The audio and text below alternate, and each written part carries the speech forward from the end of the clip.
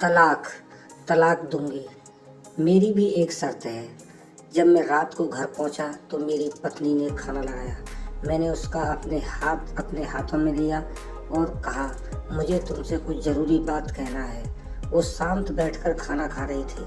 उसकी आंखों में कुछ दर्द सा साफ नज़र आ रहा था। अचानक मुझे नहीं पता कैसे कहूँ, मगर मुझे उसने बताना ही पड़ा। मैंने बड़ी शांति से कहा, मुझे तलाक चाहिए। लगा जैसे मेरे शब्दों से उसे कुछ फर्क ही नहीं पड़ा, बल्कि उसने मुझसे पूछा, क्यों तलाक चाहिए। मैंने उसके सवाल को अनसुना किया तो उसे गुस्सा आ गया। उसने चम्मच उठाकर फेंक दिया और जोर से चिल्लाई, तुम इंसान नहीं हो। उस रात हमने एक दूसरे से बात नहीं की। वो रो रही थी। मुझे पता था कि वो जानना चाहती थी कि आखिर ऐसा क्या हुआ जो हमारा रिश्ता टूटने की कगार पर आ गया। पर अब मेरे लिए उसके सवालों का जवाब दे पाना नामुमकिन था। मैं अब किसी और से प्यार करने लगा हूँ। अब मुझे उससे प्यार नहीं रहा। मैंने उसे उसके बरसों के प्यार की सजा दी थी।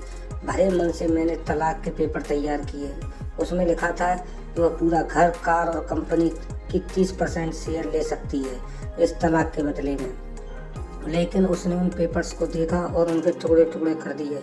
वो औरत जिसने मेरे साथ जीवन के 10 साल बिताए थे, वो आज मेरे लिए अनजान हो चुकी थी। मुझे इन 10 सालों का जो उसने मेरे लिए बर्बाद किए, मगर मैं क्या करूं। जो हो चुका सो मैं बदल नहीं सकता था, क्योंकि मैं किसी और से, अपनी पत्नी से भी ज़्यादा प्यार करने लगा था। आखिरकार उसके सब्र का बांध टूट गया और वो फूट फूट कर मेरे सामने रोने लगी। मेरे लिए उसका रोना एक तरह से उसकी रिहाई की तरह था।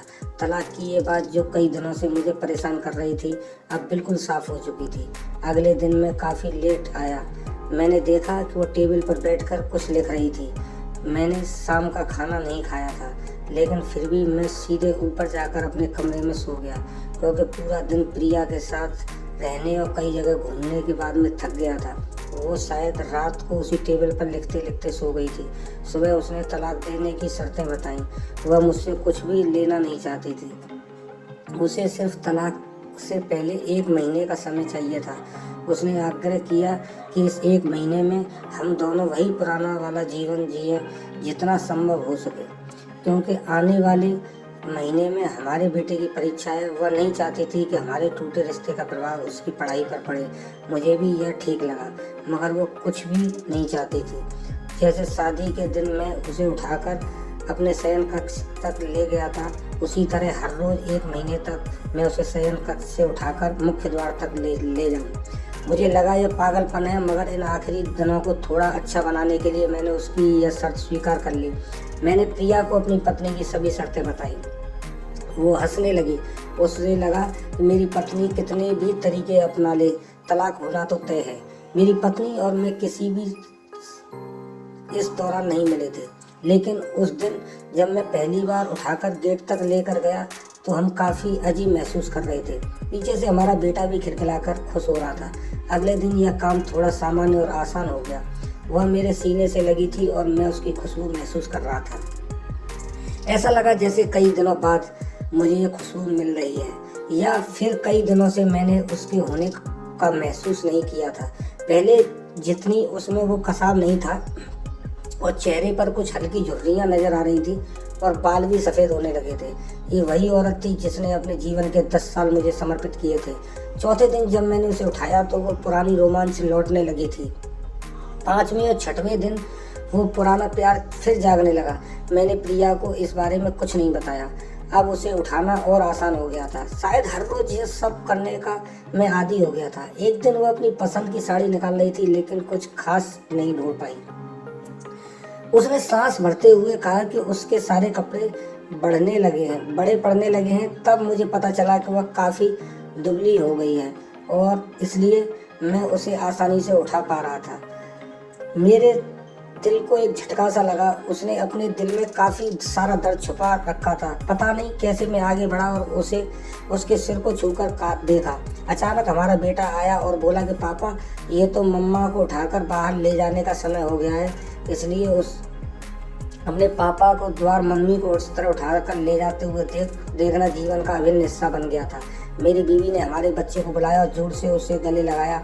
मैंने अपना चेहरा दूसरी तरफ घुमा लिया। मुझे लगा कि कहीं मैं अपना निर्णय न बदल लूं।